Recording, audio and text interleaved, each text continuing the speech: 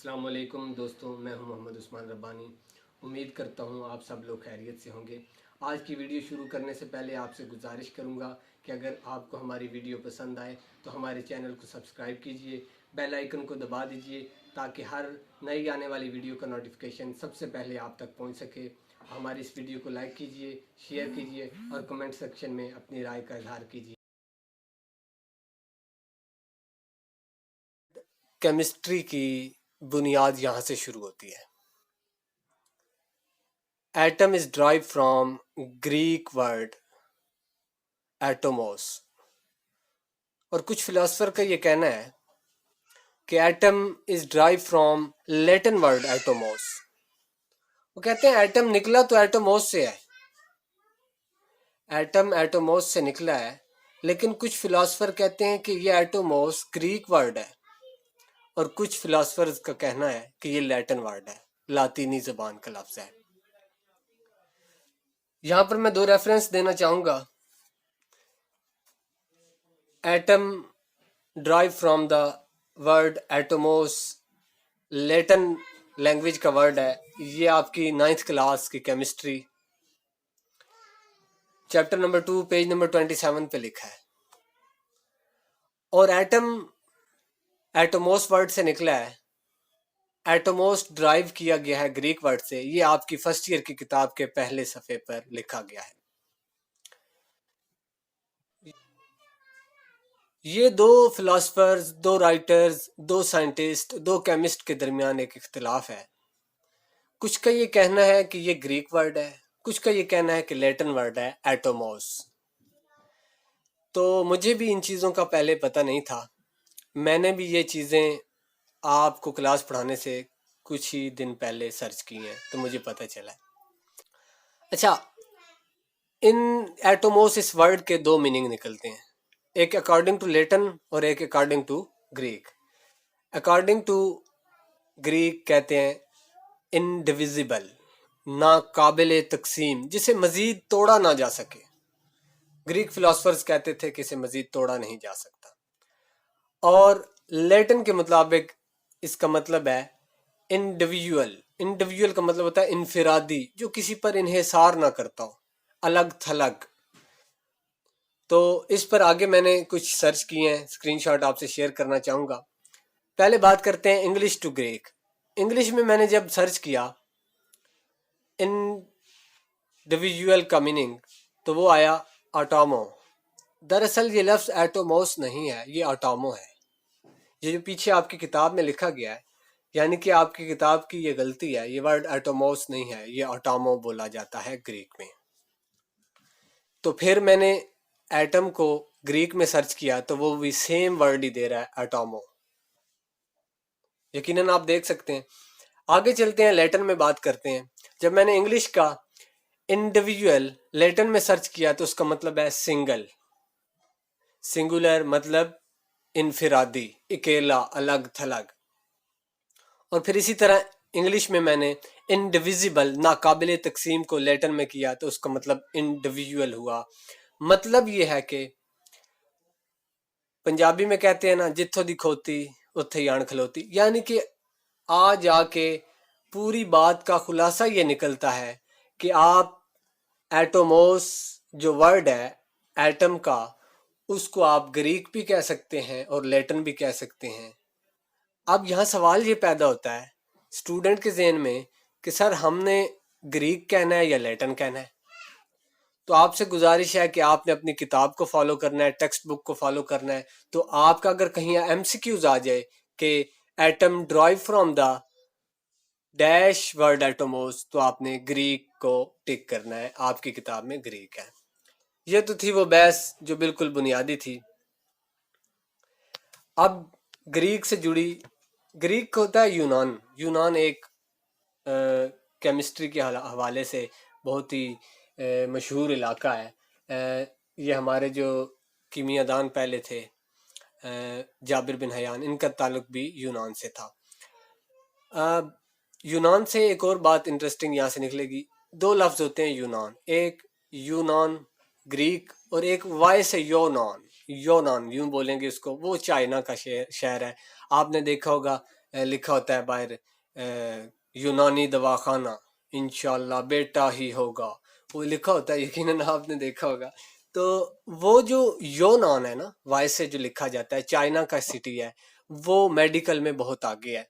तो यहाँ पर भी लोगों को कहीं गलती लग जाती है, तो वो यूनान नहीं लेना, ये यूनान है, मतलब ग्रीक। आगे चलते हैं। मेरी बात समझ रही है ना? हम एटम का क्लासिकल कंसेप्ट पढ़ रहे हैं, बिल्कुल बुनियाद पढ़ रहे हैं कि एटम आया कहाँ से था।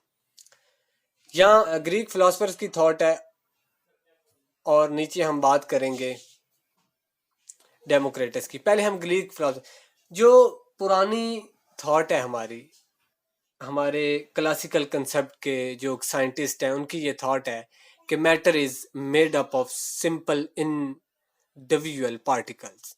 यानी कि मादा, मैटर कहते हैं ऐसी चीज जो जगह घेरती है और कुछ ना कुछ मैस रखती है। Anything having mass and occupy space is called matter, मादा होती है। मैं मिसाल देता चलूं, मेरे सामने टेबल पड़ा है, इसका वजन भी है, ये जगह भी घेरता है, it is a matter in solid form. मेरे सामने गिलास में पानी पड़ा है, इसका वजन भी है, ये जगह भी घेरता है, ये भी मैटर है लिक्विड फॉर्म में। मेरे गिर्द गिर्द हवा है, ये कुछ ना कुछ जगह भी घेरती है और इसका कुछ ना कुछ वजन भी होता है, ये भी मैटर है इन गैसियस फॉर्म। मैटर की ये फॉर्म्स होती हैं। तो पुराना ये कंसेप्ट है कि कोई भी मादा, कोई भी मैटर, उसको तोड़ते चले जाएं तो आखिर पे कुछ ना कुछ इंडिविजुअल पार्टिकल बच जाता है, जो कि नाकाबिले तकसीम होता है, जिसे मजीद तकसीम करना मुमकिन नहीं होता। और ग्रीक फिलोसफर्स कहते हैं कि ग्रीक फिलोसफर्स की थॉट के मुताबिक matter could be divided into smaller units which further can not सब डिवाइडेड, जो कि मजीद तकसीम ना किए जा सकते हों। और डेमोक्रेटस ने इन्हीं की बात को आगे बढ़ाते हुए कह दिया कि ये जो इंडिविजुअल पार्टिकल्स हैं, इंडिविजिबल पार्टिकल्स हैं, ये जो नाकाबिले तकसीम पार्टिकल्स हैं, इन्हीं को ही एटम्स कहा जाएगा। डेमोक्रेटस का इतना क्रेडिट है कि उसने इन्हीं पार्टिकल्स को एटम का नाम नॉमिनेट कर दिया था। इनका नाम ग्रीक फिलोसफर ने नहीं दिया था, इन इंडिविजिबल पार्टिकल्स का नाम डेमोक्रेटस ने दे दिया था। अच्छा, ये जो ग्रीक फिलोसफर ने बात की थी ना कि हर मैटर को तकसीम करते चले जाएं, करते चले जाएं, करते चले जाएं, और आखिर पे जाके इंडिविजिबल पार्टिकल्स आते हैं, इंडिविजुअल पार्टिकल्स आ जाते हैं, नाकाबिले तकसीम हिस्से आ जाते हैं।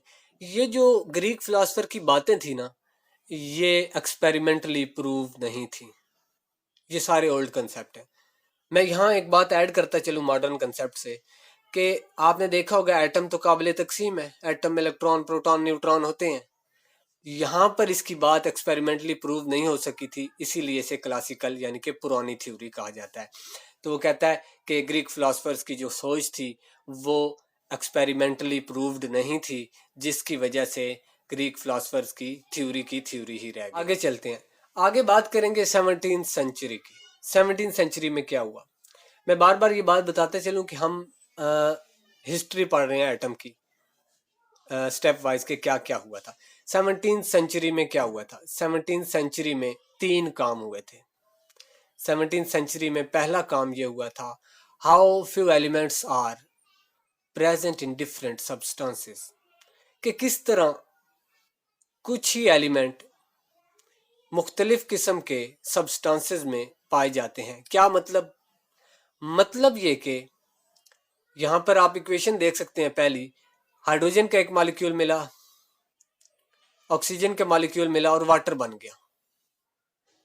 हाइड्रोजन ऑक्सीजन मिली, वाटर बन गया। फिर वही नीचे दूसरी इक्वेशन में देख सकते हैं, वही हाइड्रोजन और वही ऑक्सीजन मिली और उन्होंने H2O2 सोडा ग्लिसरीन बना दिया।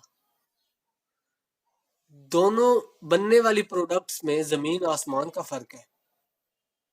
तो वो कहता है कि ये स्टडी किया जा चुका था और ये स्टडी किया जा रहा था 17th सेंचुरी में पहले नंबर पर, कि किस तरह एक जैसे एटम मिलते हैं और मुख्तलिफ कंपाउंड्स या मुख्तलिफ सब्सटेंसेस बना देते हैं।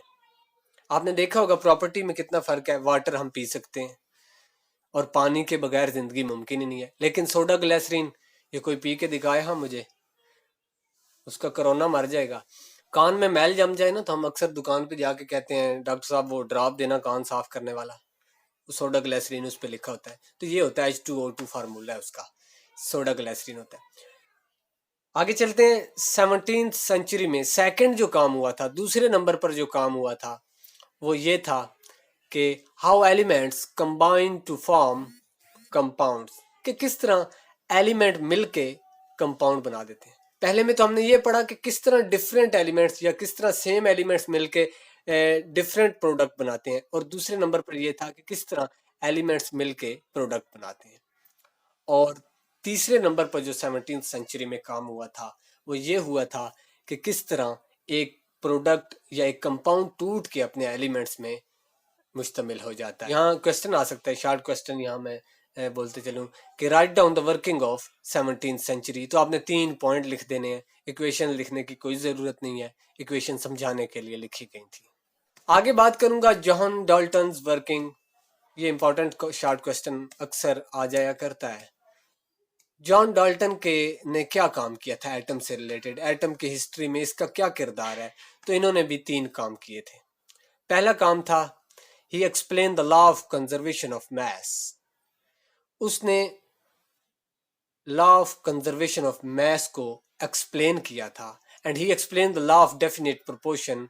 उसने लॉ ऑफ डेफिनेट प्रोपोर्शन को भी एक्सप्लेन किया था। उसने law of conservation of mass और लॉ ऑफ डेफिनेट प्रोपोर्शन को एक्सप्लेन किया था on the basis of concept of atom. Atom की कंसेप्ट पर, एटम के तस्वुर की बुनियाद पर उसने इन दोनों लॉज को एक्सप्लेन किया था। तीसरा काम जो जॉन डाल्टन ने किया था, he developed N atomic theory. उन्होंने एक एटॉमिक थ्योरी भी पेश कर दी थी साथ ही। 3 काम। पहला काम explain the law of conservation of mess and explain the law of definite proportion. He explained both laws on the basis of concept of atom. उसने इन दोनों laws को concept of atom पर explain किया था। और तीसरा काम उन्होंने atomic theory दे दी थी। atomic theory क्या कहती है? All the matter is composed of atoms of different elements. वो कहते हैं कि तमाम के तमाम मैटर, तमाम के तमाम मादे, तमाम की तमाम चीज़ें जो जगह घेरती हैं और मैस रखती हैं वो मिलकर बनी होती हैं एटमों से। तमाम चीज़ें एटमों से मिलकर बनी होती हैं। डिफर इन देयर प्रॉपर्टीज़, वो अपनी खसूसियात में मुख्तलिफ होते हैं। क्या मतलब? यहाँ से एलिमेंट की डेफिनेशन निकलती है अगर ढके छुपे अल्फाज में देखी जाए तो। वो कहता है कि हर चीज ऐसी जो जगह घेरती है और मैस रखती है वो एटम से मिलके बनती है, और वो जो चीज होती है उसके एटम किसी दूसरी चीज से डिफरेंट होते हैं। मिसाल के तौर पे मेरे पास एक गोल्ड का पीस है, एक आयरन का पीस है।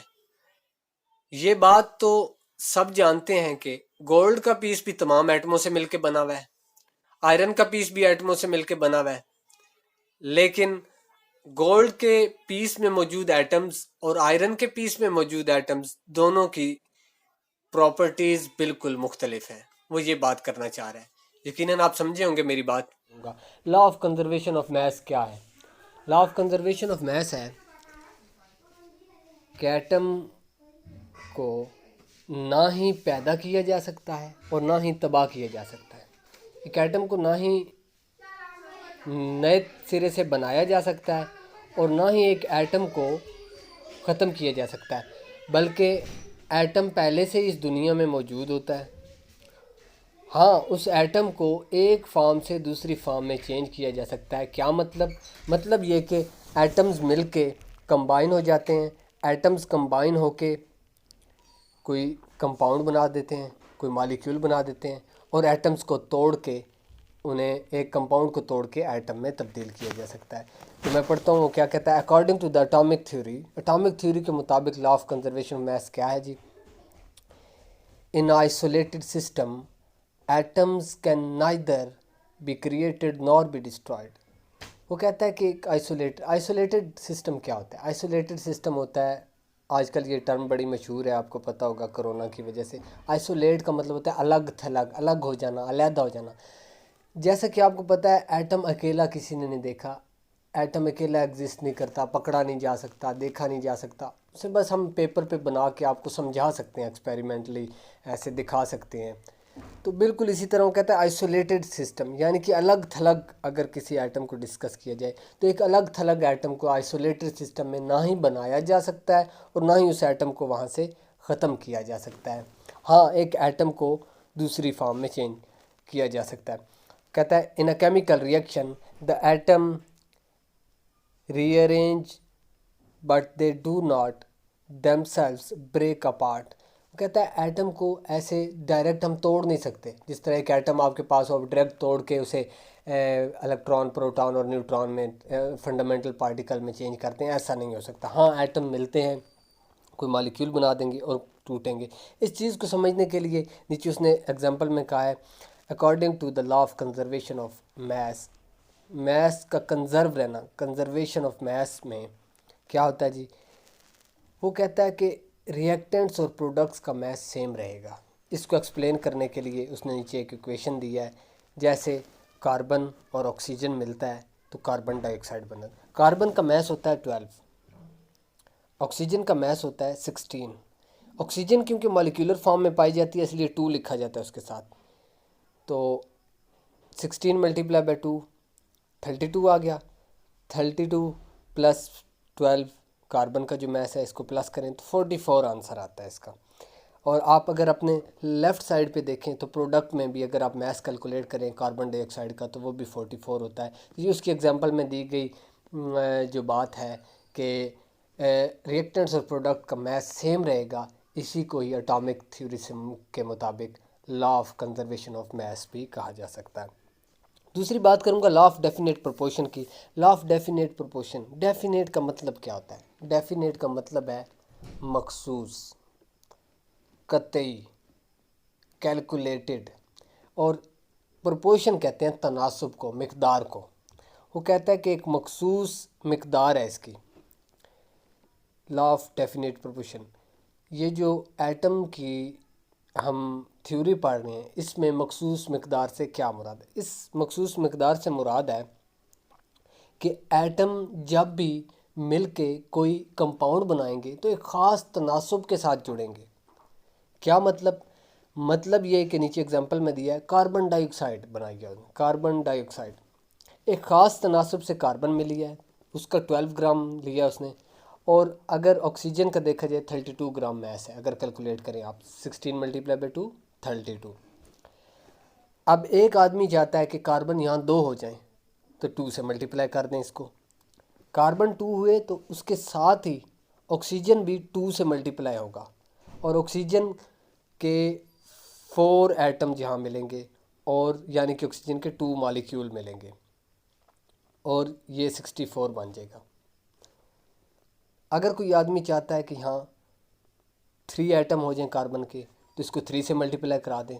बिल्कुल इसी तरह वो कह रहा है ख़ास तनासुब के साथ, लॉ ऑफ डेफिनेट प्रोपोर्शन में वो एक्सप्लेन करता है कि एक ख़ास तनासुब के साथ एटम्स मिलके कंपाउंड बनाएंगे। ऐसे नहीं है मेरी अपनी मर्ज़ी से कि मैं यहाँ 12 ग्राम कार्बन ले लूँ और 30 ग्राम ऑक्सीजन ले लूँ, ऐसे नहीं हो सकता।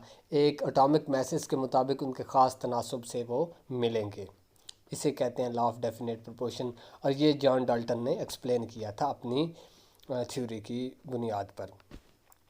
और आखिरी आज का टॉपिक, आखिरी बात कि जे बर्ज़िलियस की वर्किंग क्या है। ये इंपॉर्टेंट शॉर्ट क्वेश्चन है, अक्सर आ जाया करता है। जे बर्ज़िलियस कौन थे? ये स्वीडिश केमिस्ट थे, स्वीडन के रहने वाले एक केमिस्ट थे, और इन्होंने 2 काम किए थे। पहला काम इन्होंने किया था, he determined the atomic masses of elements. उन्होंने एटॉमिक मैसेज निकाले थे एलिमेंट्स के, एटॉमिक मैसेज एलिमेंट्स के निकाल दिए थे, जो कि बहुत ही करीब थे मॉडर्न वैल्यूज़ के। मिसाल के तौर पर ऑक्सीजन की 16 है एटॉमिक मैस, तो उन्होंने एटॉमिक मैस जो ऑक्सीजन का निकाला था वो 16 के करीब तरीन था।